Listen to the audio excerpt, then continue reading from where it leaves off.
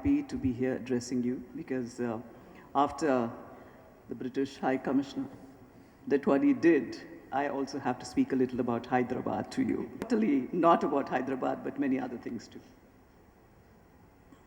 As I said earlier, I am indeed delighted to be here to participate in the Curtain Raiser program of the 8th Thai Entrepreneurial Summit, which is considered the Asia's largest summit for entrepreneurship.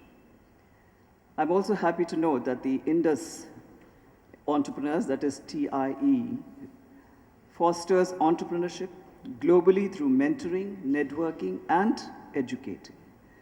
They are so dedicated to the virtuous cycle of wealth creation and giving back to the community.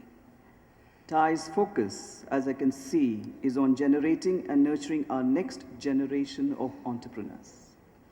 This, I should say, is indeed a commendable objective. I'm also informed that the TIE has more than 13,000 members, including 2,005 charter members in its 57 charters across 14 countries. That is very, very impressive. And they're also hosting a wide range of programs and events, including TIECon, the largest professional and networking conference for entrepreneurs. When Mr. Murali was speaking, I heard that the TIE's theme is, yes, you can, think and dream big. I really like that. I think that should be the mantra for all your TIE conferences in the future also. You need to have a theme, you need to say yes you can, you need to think and dream big. And of course, on behalf of the people of Andhra Pradesh and on my own behalf, I have great pleasure in welcoming all the participants across the globe in this beautiful and historic city of Hyderabad to the 8th edition of the Thai Entrepreneurial Summit.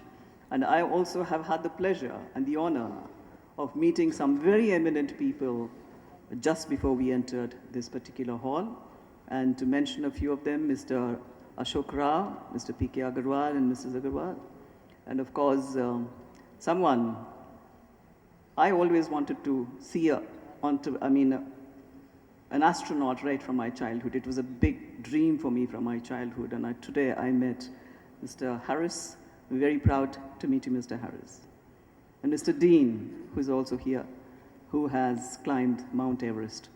In fact, we are honored by your presence here. So thank you for being in our state and in our city of Hyderabad, which is the capital of this wonderful state.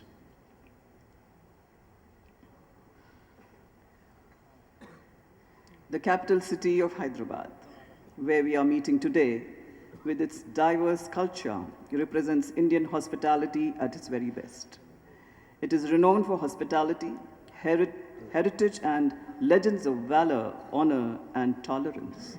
Hyderabad city has a long history of over 500 years and has many historical and tourist attractions. Today, symbols of modern Hyderabad sit side by side with the past monuments of breathtaking beauty. I'm sure that the stay of the participants in this beautiful city will reinforce your pride in the riches of India's civilization.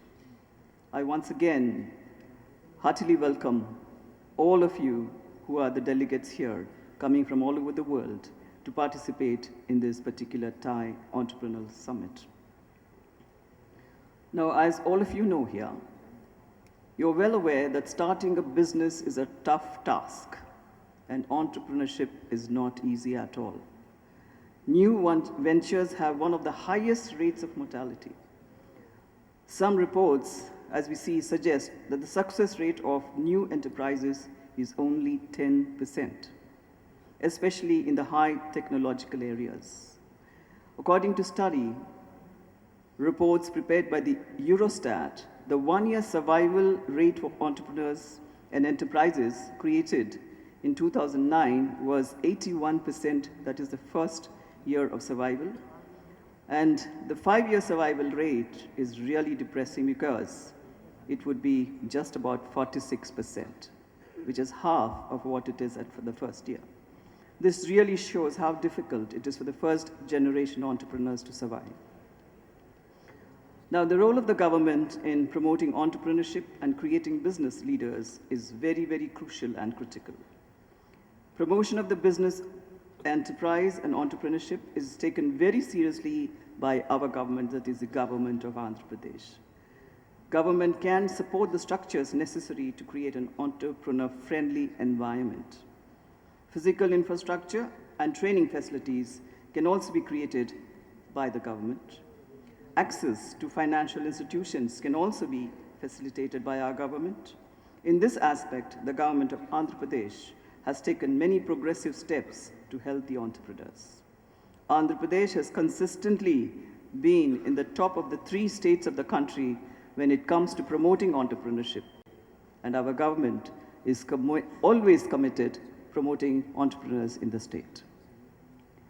In addition to financial incentives, it is also the non-financial advantages that make a huge difference in the success of business ventures.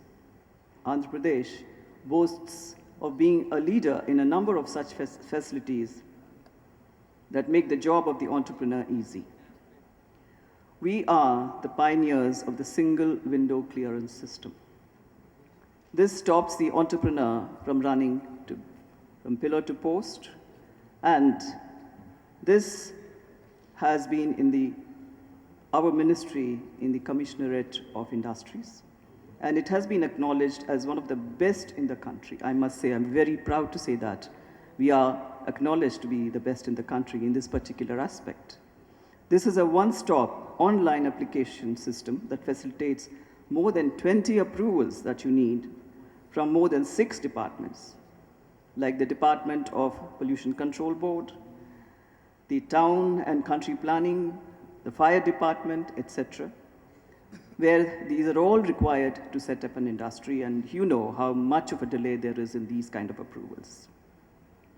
In fact, I must also share with you, the Government of India has chosen the AP single window system as the first state effort to be integrated with the proposal of the Government of India G2B e-biz portal. Andhra Pradesh is also an innovative and responsive government. Starting from the e-Seva, the IT platform public service facility, public access to government services has been made even easier by the Me Seva scheme. I think Mr. Punala Lakshmaya may be saying a lot more about that. It comes under his department. The IT platform, where about 100 government services are available at conveniently located electronic kiosks. It is all happening even in the rural areas.